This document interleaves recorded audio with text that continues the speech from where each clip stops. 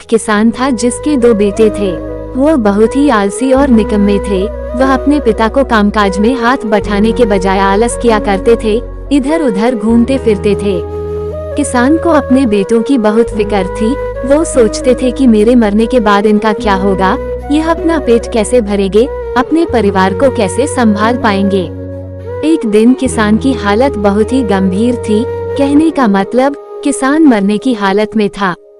तभी किसान ने अपने दोनों बेटों को बुलाकर उनसे कहा कि हमारे खेत में एक खजाना गड़ा हुआ है, लेकिन वह किस जगह है उसकी जानकारी मुझे भी नहीं है, लेकिन खोदने बाद तुम्हें वो खजाना मिल जाएगा। इतना कहकर किसान भगवान को प्यारे हो गए।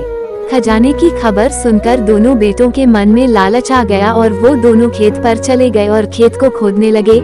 खजाने के लालच में कुछ ही दिनों में पूरे खेत को खोदने के बाद वह घर जाकर बैठ गए और वह अपने पिता को कोसने लगे। इसी तरह कुछ महीने बीत गए और वर्षा ऋतु का आगमन हुआ।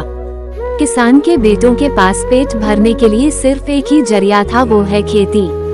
तब बाकी किसानों की तरह किसान के बेटों ने खेत में बीज बोने शुरू कर दिए। वर्षा का पानी पाकर वह बीज अंकुरित हुए और देखते ही देखते खेत लहराने लगे। ऐसा लग रहा था कि हवा के झोंके से लहरा रहा था। ये देखकर किसान के बेटे बहुत खुश हो गए। उनको समझ आ गया कि परिश्रम ही सच्चा धन होता है और वो उसी तरह से अपने पिता के शब्दों का मोल भी समझ गए और अपने कामकाज में लग गए।